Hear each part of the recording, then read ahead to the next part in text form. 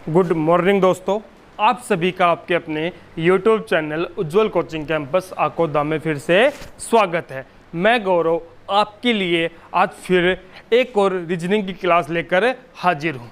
तो दोस्तों आज हम बात करेंगे रीजनिंग के एक नए टॉपिक के बारे में, और वो टॉपिक ऐसा है दोस्तों, आज हम जिस टॉपिक के बारे में बात करेंगे तो उसके बारे में आपको मैं हल्की सी हिंट देना चाहता हूं कि जैसे ही मान लीजिए हम कोई भी एग्ज़ाम दे के आते हैं, हमारे 10th के मार्क्स होते हैं, +2 के पेपर होते हैं, या कॉलेज का लास्ट सेमेस्टर होता है, फाइनल ईयर होते हैं, तो जब भी हमारे नंबर आने के रिजल्ट आता है तो उस वक्त तुरंत 2 रिश्तेदारों के फ़ोन आ जाते हैं, चाहे वो उन्होंने हमसे साल भर तक बात की ना हो या फिर नहीं की हो, लेकिन उस वक्त उनका फ़ोन ज़रूर आता ही आता, और पूछते हैं कि हाँ भाई कितने नंबर आए, आगे क्या करेगा, ये है वो है। तो दोस्तों जिन रिश्तेदारों से हम थोड़े से परेशान होते हैं, आज हम उन्हीं के बारे में बात करेंगे। जी हाँ दोस्तों, आज हम जो टॉपिक लेके आए हैं बिल्कुल उन्हीं रिश्तेदारों के ऊपर लेके आए हैं। तो दोस्तों आप सभी समझ ही गए होंगे कि जो अपना टॉपिक है उसका नाम क्या है, ब्लड रिलेशन। तो दोस्तों आज अपना जो टॉपिक है उसका नाम क्या है, ब्लड रिलेशन, रिश्ते संबंधी। तो दोस्तों आज हम यहाँ पर पढ़ेंगे, बाकी आप सभी इस टॉपिक के अंदर जो वर्ड्स यूज होंगे उनसे आप अच्छी तरीके से अवगत है कि कौन किसका क्या लगता है। मेरे कहने का मतलब ये है कि जैसे कि आपके पापा के बेटे के पापा आपके क्या लगते हैं, तो इस प्रकार से इसके अंदर क्वेश्चंस पूछे जाते हैं। उन रिश्तों के बारे में आज हम पढ़ेंगे कि कौन किसका क्या लगता है। वैसे इसका जो बेसिक सा जो फंडा होता है वो क्या होता है, बेसिक फंडा है, सबसे पहले तो हमें यहाँ पर ये पता होना चाहिए कि जैसे कि मैं आपसे पूछता हूँ कि पापा की माँ आपकी क्या लगी, बताइए दोस्तों क्या लगी, दादी लगी। आपकी माँ के पिता आपके क्या लगे, नाना लगे। तो दोस्तों इन बातों के बारे में मेरे हिसाब से सभी को पता है, ठीक है। तो उसके बाद फिर इसके अंदर बेसिक क्या आता है, इसके अंदर जो क्वेश्चंस हैं किस प्रकार से आते हैं, उनको हम कैसे सोल्व करते हैं। तो दोस्तों इसके अंदर हम क्वेश्चनों को 2 प्रकार से सोल्व करते हैं। एक जो मेथड है हमारा वो है कि हम इसको डायग्राम की मदद से सोल्व करते हैं, कि जैसा वो क्वेश्चन देख के रखेगा, जिस भी प्रकार की लैंग्वेज में वो क्वेश्चन देगा, हम बिल्कुल उसी के अकॉर्डिंग उसका डायग्राम ड्रॉ कर लेंगे, या फिर हम उस क्वेश्चन को डायरेक्ट सोल्व कर सकते हैं। पढ़ते उस क्वेश्चन को हम क्या कर सकते हैं, सोल्व कर सकते हैं। तो हम यहाँ पर दोनों के बारे में पढ़ेंगे। तो वहाँ पर जब हम क्वेश्चन को सीधे पढ़ते सोल्व करना है तो वो तो कब सोल्व कर सकते हैं, जब हमें अच्छे से पता है कि कौन किसका क्या लगता है। लेकिन जब बात आती है डायग्राम की बात आती है, तो हम डायग्राम कैसे बनाएंगे, तो यहाँ पर हम क्या करते हैं दोस्तों, डायग्राम बनाने के लिए हमेशा सबसे पहले जहाँ से स्टार्टिंग करते हैं वहाँ पर खुद को रख के चलते हैं, या फिर जहाँ से हम क्वेश्चन स्टार्ट करते हैं उस क्वेश्चन में जो भी उसकी पहली लाइन है, उसमें जो भी पहला वर्ड हम लिखते हैं, उस लाइन से जो भी उसने दे रखा है, उसके जो भी अक्षर है यहाँ पर, चाहे कोई नाम हो या फिर उसने अल्फ़ाबेट के अकॉर्डिंग दे रखे हैं कोई भी अक्षर है, तो जहाँ पर उसको लिखते हैं वहाँ पर हम सबसे पहले उसको लिखते हैं, या फिर हम यहाँ पर खुद को मानकर चलते हैं। तो दोस्तों अब यहाँ पर डायग्राम कैसे ड्रॉ करेंगे, तो अगर हम बात करें अपने से ऊपर की पीढ़ी की, तो अपने से ऊपर की पीढ़ी में कौन कौन अपने माता है, पिता है, दादा है, दादी है, नाना है, नानी है, ताऊ, मौसी, मामा, मामी, ये सभी क्या है, हमसे ऊपर के रिश्ते के, ऊपर के जनरेशन के लोग। तो दोस्तों हम यहाँ पर क्या करें कि जो भी ऊपर के जनरेशन के लोगों की बात होगी तो उसको हम एरो के निशान से, इस तीर के निशान से कहाँ लिखते हैं, अपने से ऊपर लिखते हैं, ऊपर। जब भी ऊपर के जनरेशन की बात होगी, हमसे ऊपर के पीढ़ी की बात होगी, तो दोस्तों हम उसको तीर का निशान लगाकर कहाँ लिखेंगे, ऊपर लिखेंगे, ठीक है।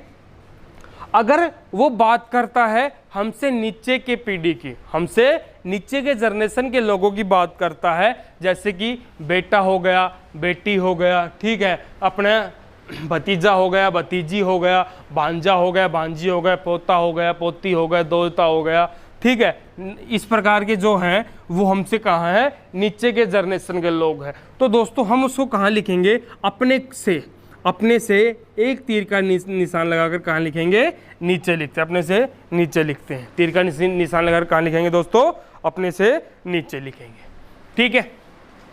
फिर उसके बाद एक बात और आती है कि भाई इसमें तो आपने सभी ये बता दिया कि अपने से ऊपर कोई भी है उसको क्या हम एक तीर का निशान लगाकर लिख लेंगे, या अपने से नीचे की पीढ़ी के जो भी व्यक्ति हैं, चाहे वो हमारा बेटा है, चाहे वो हमारा पोता है, चाहे वो हमारा पड़पोता, क्या हम उसको एक तीर के निशान लगाकर नीचे लिख लेंगे?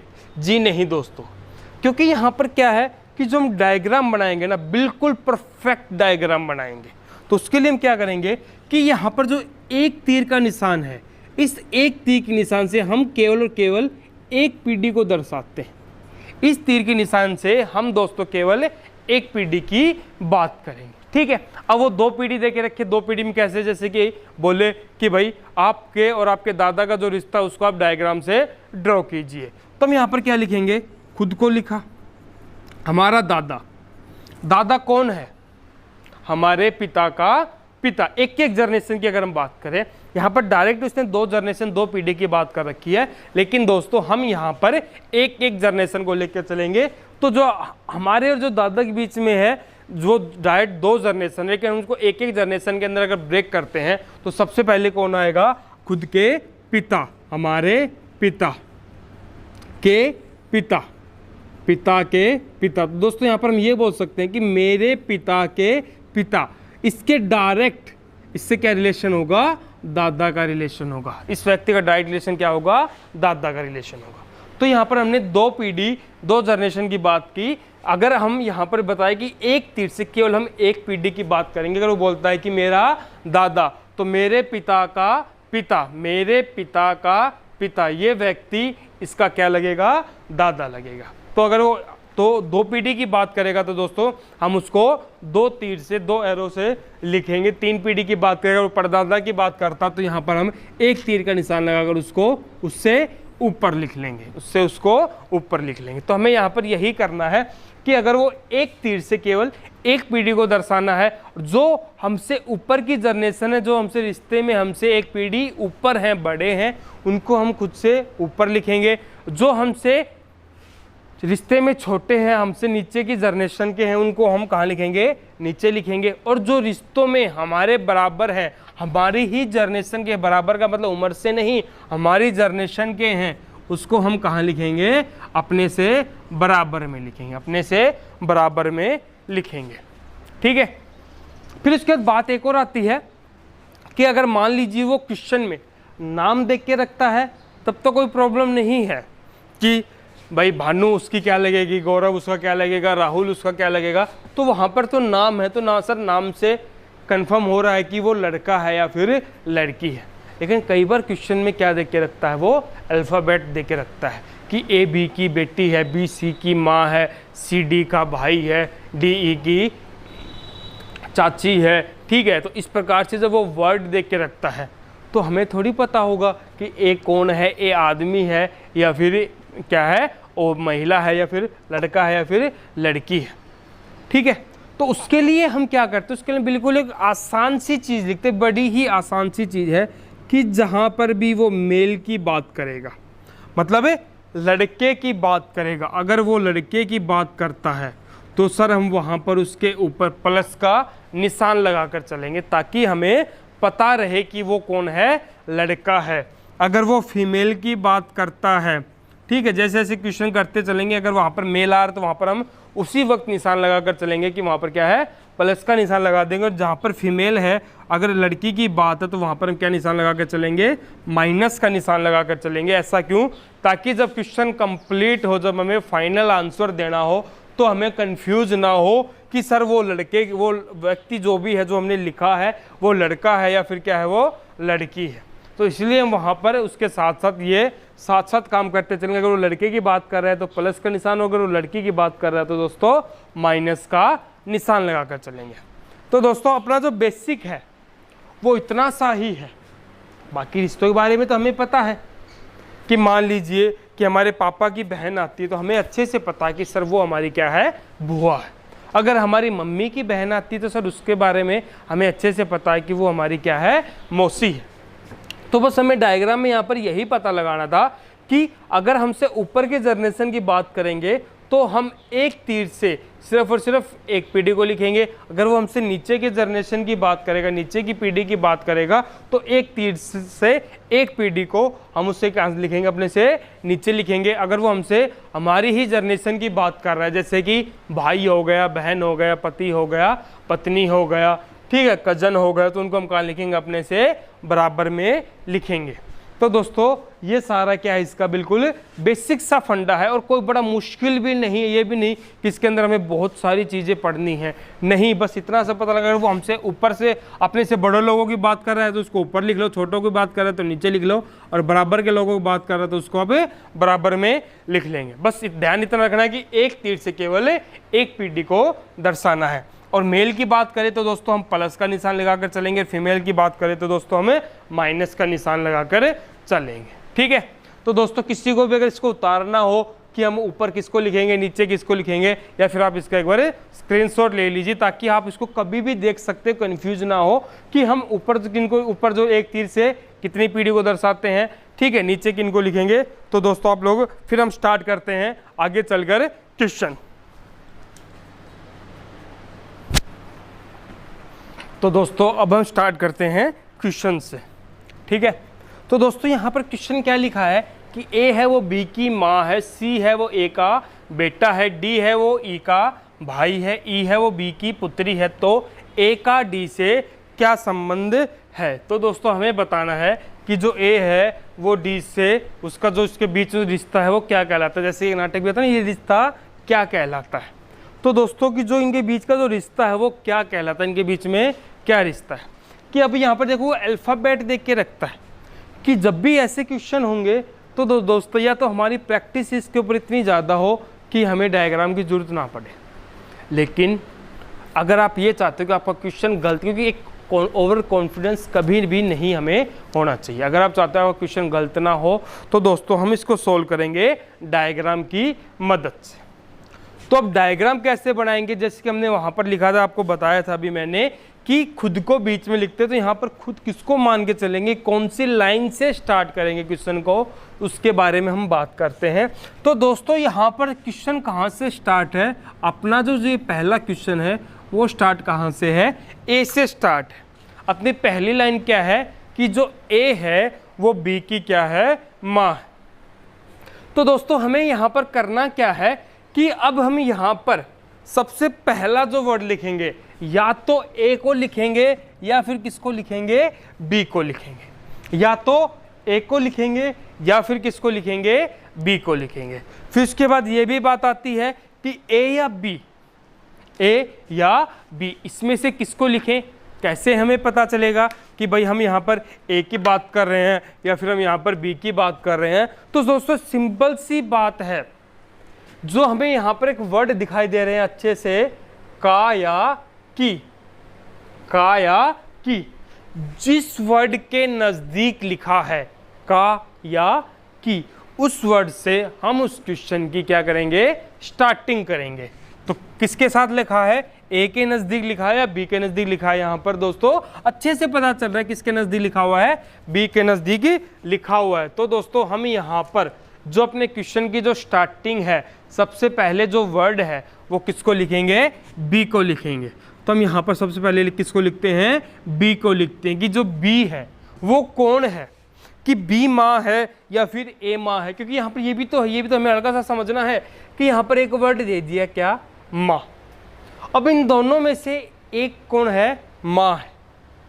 अब या तो ए माँ है या फिर बी माँ है, वो हमें कैसे पता चलेगा। उसके लिए मैं एक आसान सा, वैसे तो आपको पता है भाई, जैसे हम क्वेश्चन को रीड करते हैं तो हमें आसानी से पता चल जाता है। फिर भी अगर मेरे किसी भाई को अगर नहीं पता है कि कैसे पता चलेगा, तो उसके लिए बिल्कुल एक आसान सा तरीका है। मैंने क्या किया, ए को ढक लिया। भाई ए यहाँ पर लिखा था कि जो काया की से दूर है, उस वर्ड को ढक लिया। अब यहाँ पर क्या लिखा हुआ है, बी की माँ है। कौन, इस लाइन से सिर्फ हमें पता नहीं कि बी की, मैंने इसको ए को ढकने के बाद क्या बचा, यहाँ पर क्या लिखा हुआ है कि बी की माँ है। कौन है दोस्तों, ए। अब हमें कंफर्म हो गया कि बी की जो माँ है वो कौन है, ए है। तो बी की माँ की बात कर रहा है। माँ कौन सी जनरेशन, कौन सी पीढ़ी में है, अपने से ऊपर है, अपने से बड़े है या अपने से छोटी है। माँ अपने से कौन है, बड़ी है। तो माँ कितनी पीढ़ी, एक जनरेशन की बात है, 2 जनरेशन की, 1 जनरेशन की बात है। तो हम यहाँ पर माँ को कहाँ लिखेंगे, एक तीर का निशान लगाकर अपने से ऊपर लिखेंगे। बी की माँ कौन है, ए, और ए माँ है, फीमेल है, औरत है, महिला है, तो इसके साथ साथ हम क्या लगा कर चलेंगे, माइनस का निशान लगा कर चलेंगे, ताकि यहाँ पर हमें सिर्फ ये कंफर्म होता रहे कि ये लड़का है या लड़की, सिर्फ इसके लिए। ठीक है, बाकी से ज़्यादा इससे हमें पता है कि यहाँ पर क्या किसको लिखा हमने, यहाँ पर बी की माँ को लिखा है, बी की माँ लिखा है, ये तो हमें पता है। सिर्फ यहाँ पर इसका इस चिन्ह का मतलब टारगेट एक ही है कि हमें ये पता रहे कि सर ये महिला है या फिर ये कौन है, पुरुष है। उसके बाद अगली लाइन क्या है, सी कौन है, ए का बेटा। वही चीज कि हमने यहाँ पर इसको ढका, ए का बेटा है। सर ए का बेटा कौन है, सी। अब ए का बेटा है सी। अब यहां से इस लाइन से हम देखो क्या बोला कि बी की माँ कौन है, ए। अगर मैं इसको उल्टा बोलना चाहूं तो जो ए है, ए तो क्या लगी बी की माँ, और बी क्या लगेगा, ए का, या तो उसका बेटा हो सकता है या फिर उसकी बेटी हो सकती है, या तो उसका बेटा हो सकता है, उसकी बेटी हो सकती है। तो दोस्तों ये हमने क्यों ये बात बताने की जरूरत क्या थी, ये बात बताने की जरूरत इसलिए थी क्योंकि यहाँ पर कह रहे हैं सी है वो ए का बेटा है। अब ए का बेटा सी है तो सर दोस्तों सी को कहाँ लिखेंगे।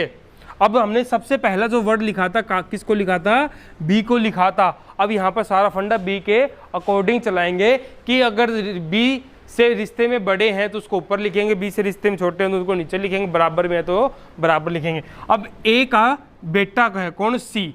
सी ए का बेटा है तो कंफर्म है बी की जनरेशन का है, तो उसको कहाँ लिखेंगे, बी के बराबर में लिखेंगे। और सी कौन है, बेटा है, तो बेटे के लिए हम इसको क्या निशान लगा कर चलेंगे, सी का के ऊपर प्लस का निशान लगा कर चल, क्योंकि ये बेटा है। अगले लाइन क्या बोल रहा है, डी कौन है, ई का भाई है। ए बी सी, ना तो यहाँ पर डी है ना यहाँ पर ई है। इन दोनों जो अल्फ़ाबेट है, जो दोनों अक्षर हैं, इन दोनों अक्षर में यहाँ पर कोई भी नहीं लिखा हो तो दोस्तों घबराने की जरूरत है। हम यहाँ से पहले इससे अगली लाइन को सोल्व कर लेते हैं, जब तक हमें डी और ई नहीं मिलेंगे, जब तक इस लाइन को सोल्व नहीं करेंगे। अगली लाइन क्या बोल रहा है, ई है वो बी की पुत्री। क्या बोला, ई बी की पुत्री है। अब बी की पुत्री है, पुत्री मतलब उससे क्या है, रिश्ते में छोटी है। कितनी पीढ़ी छोटी है, एक पीढ़ी छोटी, तो एक तीर का निशान लगाकर उसको कहाँ लिखेंगे, उससे नीचे लिखेंगे। कहाँ लिखेंगे, उसको नीचे लिखेंगे कि जो ई है वो बी की क्या है, पुत्री है। कौन पुत्री है, ई है वो कौन है, ई है वो बी की पुत्री है। पुत्री है तो उसके लिए क्या निशान लगा चलेंगे, माइनस का निशान लगाकर चलेंगे। तो अब हम इस लाइन को अब सोल्व कर सकते हैं क्योंकि यहाँ पर क्या आ गया, ई आ गया कि जो डी है वो ई का क्या है, भाई है। ई का भाई है तो डी को कहाँ लिखेंगे, ई के जनरेशन में है, क्योंकि ई का क्या है वो भाई है। तो इसको हम कहाँ लिखेंगे, ई के बराबर में लिखेंगे, कौन, डी। और डी क्या है दोस्तों, भाई है।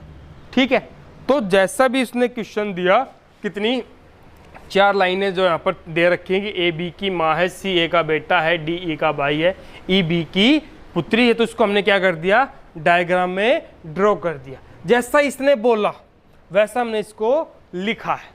भाई सबसे पहले हमने कौन सा वर्ड उठाया, बी, क्योंकि हमने ये बताया कि एक तरीका लेके चलते हैं ताकि हमें प्रत्येक क्वेश्चन में कोई भी डिफरेंस करने के मतलब बार बार देखना ना पड़े कि हम किसको पहले लिखेंगे किसको बाद में लिखेंगे। तो यहाँ पर सीधा सा जिस काया की है उसको सबसे पहले लिख के चलेंगे। सबसे पहले हमने बी लिखा, बी की माँ कौन है, ए है। फिर ए को, सी कौन है, ए का बेटा है, और बी भी कौन है उसका, या तो उसका बेटा है फिर उसकी बेटी है। तो सी को कहाँ लिखेंगे, बी के बराबर लिखेंगे क्योंकि वो भी उसी जनरेशन का व्यक्ति है।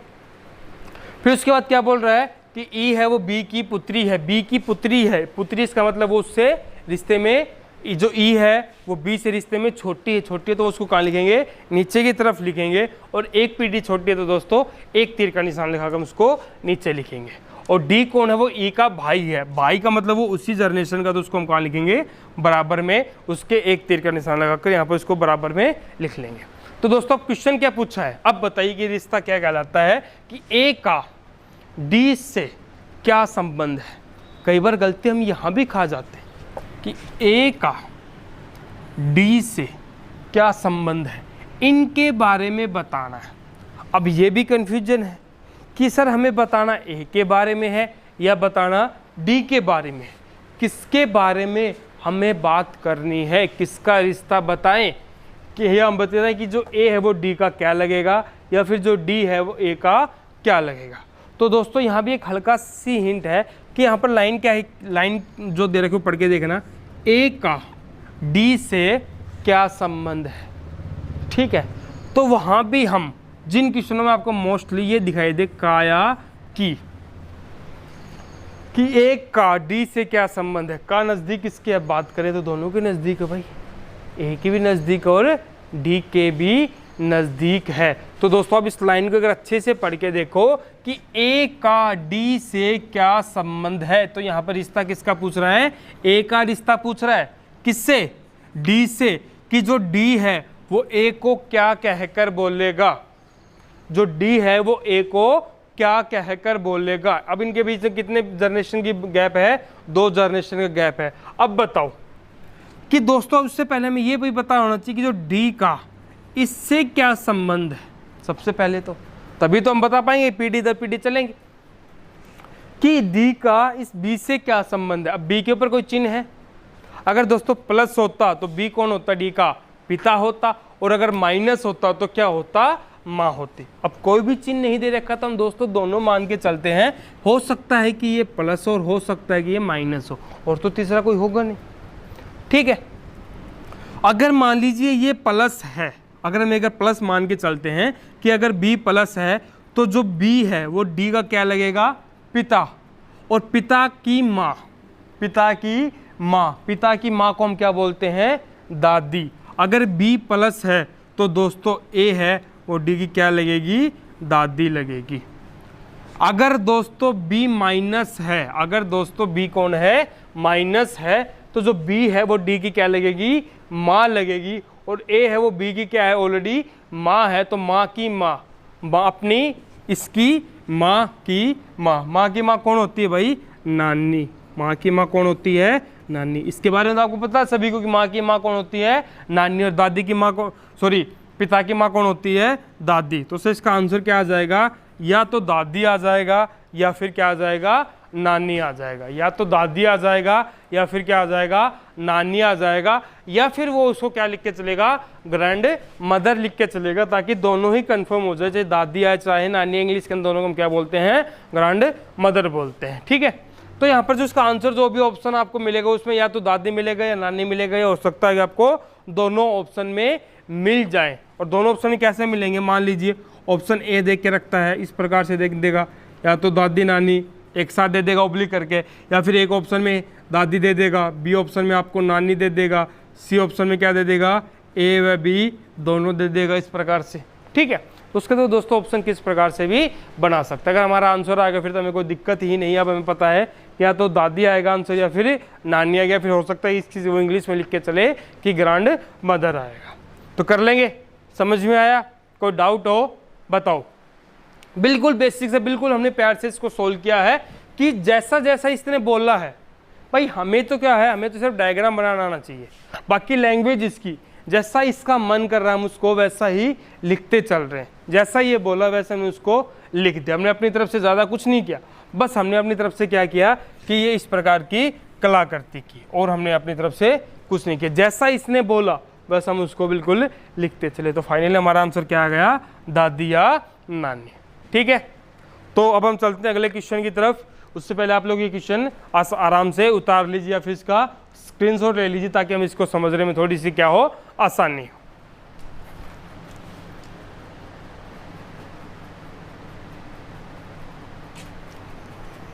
तो दोस्तों अब हम चलते हैं अपने अगले क्वेश्चन की तरफ, जहां पर लिखा हुआ है कि अपनों के रिश्तों में एक्स और वाई भाई हैं, आर वाई का पिता है, एच टी का भाई है और एक्स का मामा है, तो टी का आर से क्या संबंध है।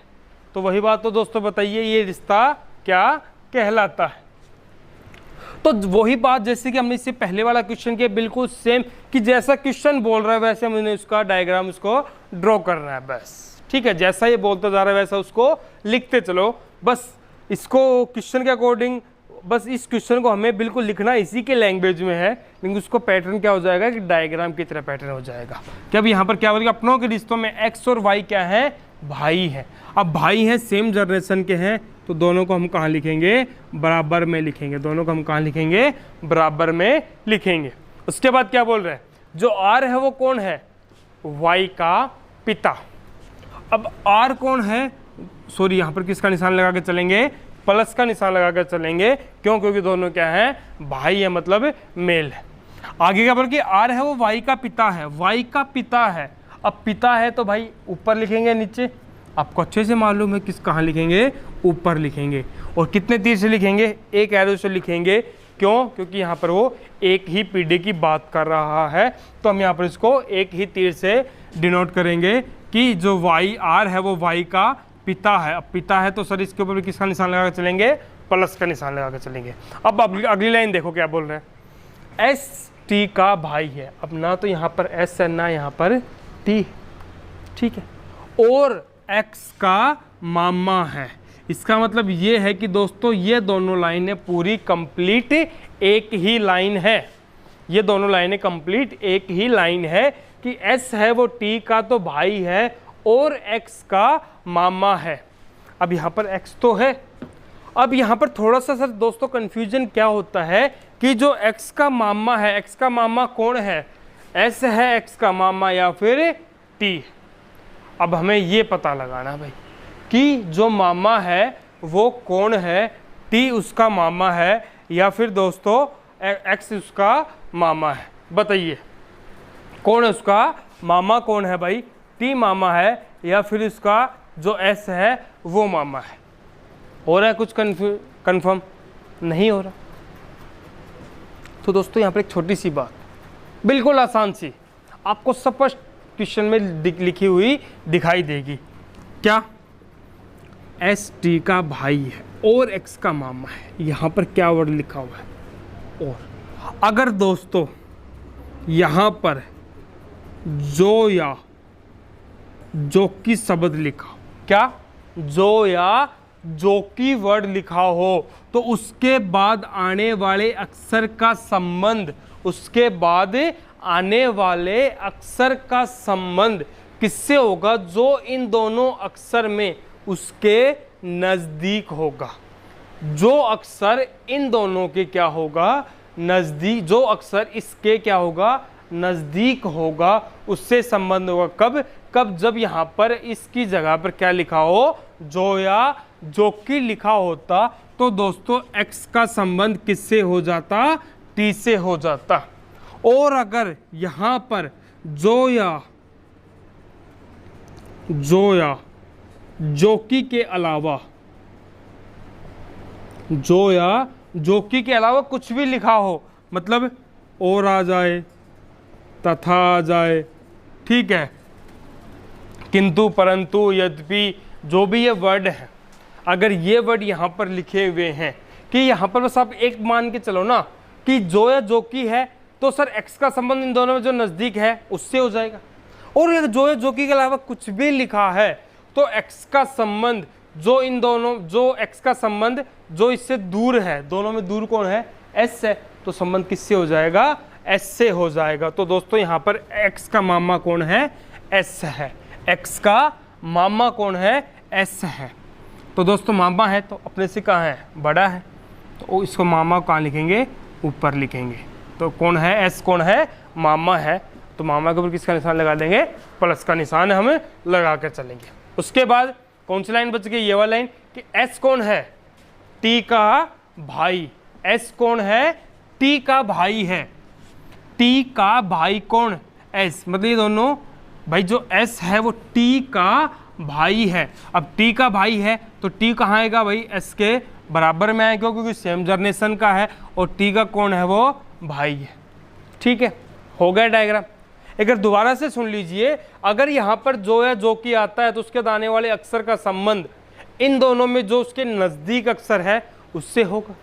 अगर जो या जो की के अलावा जो भी शब्द यहाँ पर आता है तो उससे बाद आने वाले अक्षर का संबंध जो इन दोनों में उससे दूर है, किससे, जो इन दोनों में उससे दूर है उससे इसका संबंध होगा। ठीक है, तो अब सर फाइनली पूछ क्या रहा हमसे, तो बताइए कि T का R से क्या संबंध है। जो T है वो T का R से संबंध बताना है। अब सबसे बड़े कन्फ्यूजन तो ये है कि दोस्तों ना तो टी के ऊपर प्लस का निशान, ना दोस्तों माइनस का निशान, मतलब अभी तक हम ये श्योर नहीं है कि टी प्लस है या माइनस। तो कोई दिक्कत नहीं भाई, वो तो ऑप्शन की मदद ले लेंगे कि जहां पर हमें ऑप्शन में अच्छे से पता होगा कि वहां पर वो प्लस के बारे में पूछ रहा था या फिर माइनस के बारे में वो बातें कर रहा है। तो अब हमें यहाँ पर ये बताना है कि जो टी का आर से क्या रिश्ता है। अब किसके बारे में पूछ रहा है, रिश्ता किसका बताना है, टी का रिश्ता बताना है कि जो आर है वो टी को क्या कहकर बुलाएगा, जो आर है वो टी को क्या कहकर बुलाएगा। तो बताओ जो टी है वो आर का क्या लगेगा। अब ये बताओ ये कौन था भाई, मामा था, या तो ये हो सकता है कि ये प्लस है तो ये भी व्यक्ति कौन होगा, मामा का भाई कौन होता है, मामा होगा। और अगर ये माइनस होता है तो मामा की जो बहन होती है वो कौन होती है, मौसी होती है। तो दोस्तों इस आर के अकॉर्डिंग, इस आर के अकॉर्डिंग अगर ये टी प्लस है तो कौन होगा, अगर टी प्लस है तो क्या बनेगा फिर वो, हाँ भाई क्या बनेगा, साला, क्या बनेगा, साला। ये तो आपको अच्छे से पता है कि भाई जो आपके बच्चों के मामा है, जो आपके बच्चों, जो आपके जो बेटा है उसका मामा है, उसका कौन है, मामा, आपका क्या लगेगा, साला लगेगा। अगर मान लीजिए टी माइनस होगा तो सर फिर वो कौन हो जाएगी, साली, फिर वो कौन हो जाएगी, साली। तो इन दोनों में से कोई भी आपको ऑप्शन में आसानी से मिल सकता है, या तो आपको मिलेगा साला या फिर मिलेगी साली। ये रिश्ता तो आपको पता है कि भाई आपका जो बेटा है, बेटे का मामा आपका क्या लगेगा, आपके बेटे का मामा आपका क्या लगेगा, साला लगेगा, और आपके बेटे की मौसी आपकी क्या लगेगी, साली लगेगी। तो दोस्तों इन दोनों में से कोई भी आंसर आपको मिल सकता है, ठीक है। तो अब हम चलते हैं अगले क्वेश्चन की तरफ। तो उससे पहले आप लोग इस क्वेश्चन को उतार लीजिए या फिर अगर स्क्रीनशॉट ले लीजिए, फिर हम करते हैं अगला क्वेश्चन।